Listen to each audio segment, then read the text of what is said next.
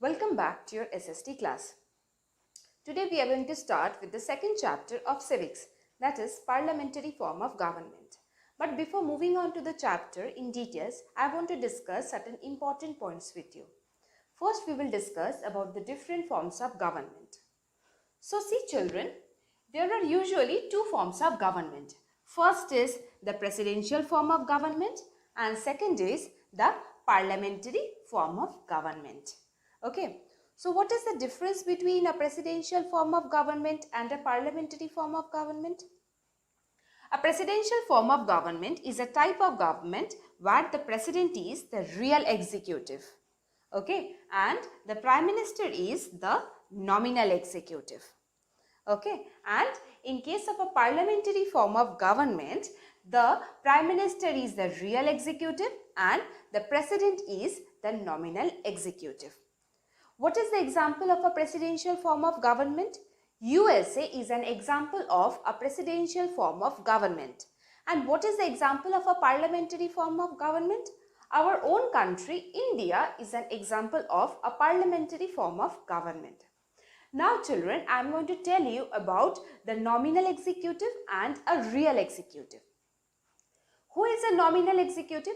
A nominal executive is the head of an executive who does not enjoy enough role in the decision making of the government. He is the head of the executive.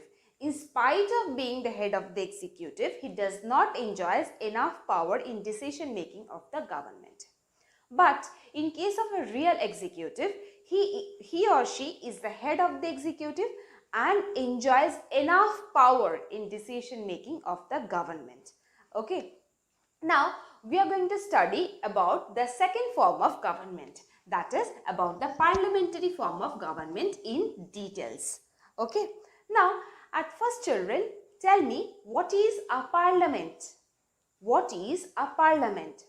A parliament is a place where our representatives or few people, you can say, they sit together and they discuss important issues or important matters. Okay. Now, who are these people who sits together and discuss important issues? These people are our representatives. Okay. Who are representatives? Have you ever seen your parents going to give vote during the Lok Sabha election and during the Vidhan Sabha election? The candidates who stands in the election and after winning who becomes a member of the parliament, they are only known as the representatives. So they are our representatives or people's representatives. Okay.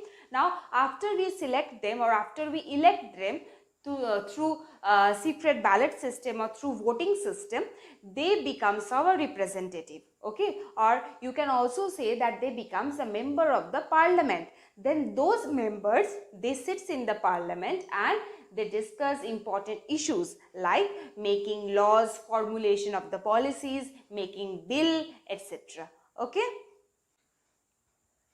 Now children, we are going to study about the parliament or our union parliament. Now our union parliament has two houses. Okay, our union parliament has two houses. First is the upper house or the Rajya Sabha and second is the lower house or the Lok Sabha. Okay, first is the upper house or the Rajya Sabha, second is the lower house or the Lok Sabha. Now children, the Lok Sabha is also known as House of People. Lok Sabha is also known as House of People. Now, why is it known as House of People? Lok Sabha is known as House of People because its members are directly elected by us.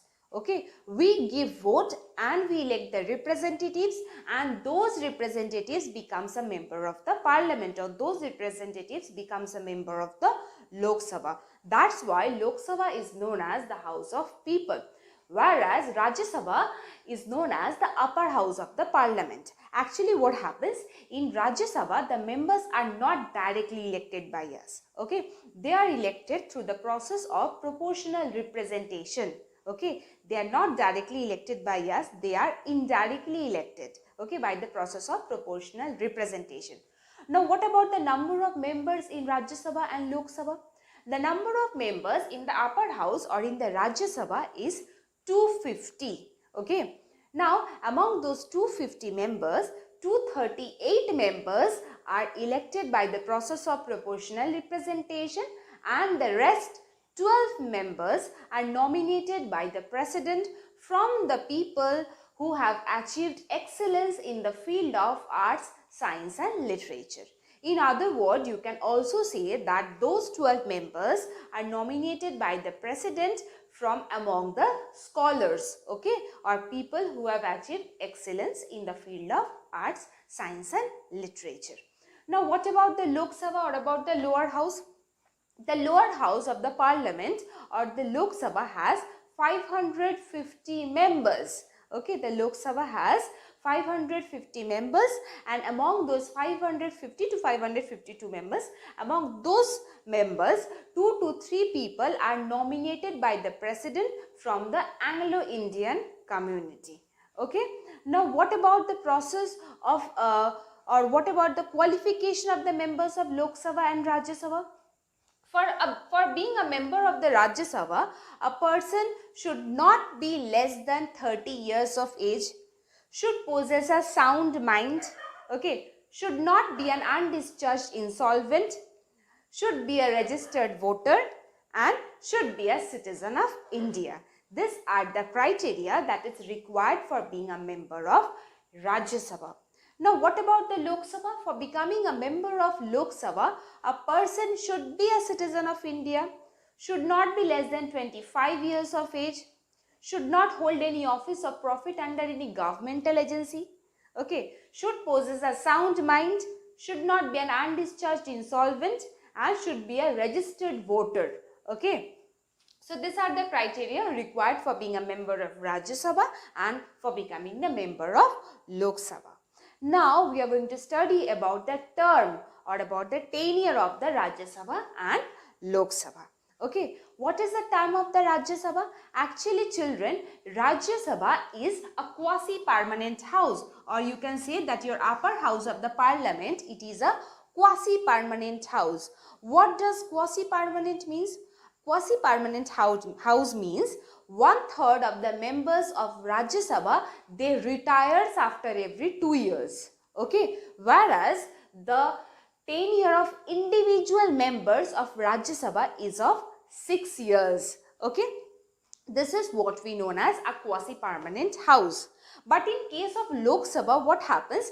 The members, they all have a term of 5 years. Okay, whenever the parliament is formed, all the members, they get selected together and they forms the parliament together. Okay, they all comes to power together and they all gets dismissed also together. Okay, after 5 years, what happened? If the political party has confidence in itself and if the political party has gained confidence of the people, then again they can get re-elected and those people can again become a member of the parliament. Okay. Now, we will study about the ex officio chairman of both the houses. Okay. Now, who is the ex officio chairman of the Rajya Sabha? The Vice President of India is the ex officio chairman of the Rajya Sabha. What did I say? The Vice President of India is the ex officio chairman of the Rajya Sabha. Whereas, the Speaker presides over the meetings of the Lok Sabha. Okay, the Speaker is the ex officio chairman of the Lok Sabha. What are the tasks of this ex officio chairman? Okay, or what are the tasks of the Speaker and this Vice President? Their major task is to maintain discipline at the floor of the houses. Okay, and they also conducts the meeting of the houses. Okay, the Vice President of India, he conducts the meetings of the Rajya Sabha, whereas the Speaker, he conducts the meetings of the Lok Sabha. But their basic function is to maintain discipline at the floor of the house. Okay, so what did we learn? We studied that the Vice President of India is the ex officio chairman of the Rajya Sabha, whereas the Speaker is the ex officio chairman, or he presides over the meetings of the Lok Sabha. Okay. Now, we will study about the functions of the Lok Sabha and the Rajya Sabha. See children, there are usually 5 powers of the legislature, or both the houses enjoys 5 different types of power. What are the different types of power enjoyed by them? The different types of powers enjoyed by them are legislative powers, financial powers, executive powers, judicial powers and constitutional power. Okay. So now we are going to study at first about the legislative powers. Okay. What are the legislative powers of both the houses of the parliament? Actually, what happens, children? There are three organs of the government. Okay. Legislature, executive and judiciary. The task of the legislature is to formulate the policies or to make laws. The task of the executive is to implement those policies or to apply those laws on the people. The third organ or the judiciary, they are the law reviewing body. Okay, they justifies the law. They looks into the matter that whether those laws that has been formulated by the legislature are justified or not, they are for public benefit or not. Okay, so the task of the legislature or the task of both the houses of the parliament are formulation of the policies or formulation of laws. Okay, the legislative task is to make laws. Okay, now at first we will study about ordinary law. Okay, now a bill only becomes a law after passing through different stages. Okay, so what about an ordinary bill? An ordinary bill can originate in any of the houses of the parliament. Okay. If it gets originate at the Lok Sabha, then after being passed from the Lok Sabha, the bill goes to the Rajya Sabha. And after it is passed from the Rajya Sabha, it goes to the president. Okay. Then the president gives his signature or accent and it becomes a law. And if the bill originates in the Rajya Sabha, then after being passed from the Rajya Sabha, it goes to the other house of the parliament, that is to the Lok Sabha. And after it is being passed from the Lok Sabha, it goes to the president. The president again goes through it. Okay, he goes through the laws. Okay, and he gives his accent or signature and it becomes an act. Okay, so this is the legislative power of the Lok Sabha and Rajya Sabha. Now, we will study about the financial power. Okay, this is the most important power of both the House of Parliament. Actually, what happened in case of a financial bill, children? A financial bill always originates in the Lok Sabha itself. Okay, it never originates in the Rajya Sabha.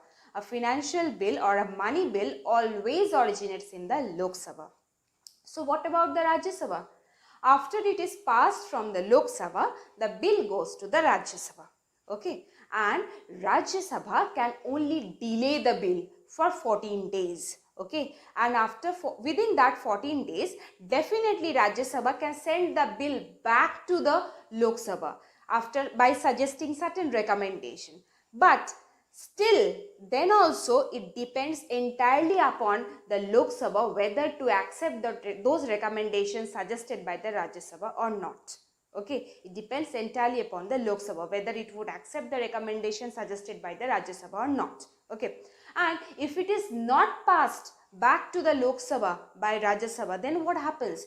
Then the bill becomes an act. Okay, the president gives his accent and the bill becomes an act. Okay, so that's all for today. In my next video, I am going to discuss with you about the other three powers of the government, that is the executive power of the legislature, the judicial power of the legislature and the constitutional power of the legislature. Okay, so have a nice day. Thank you.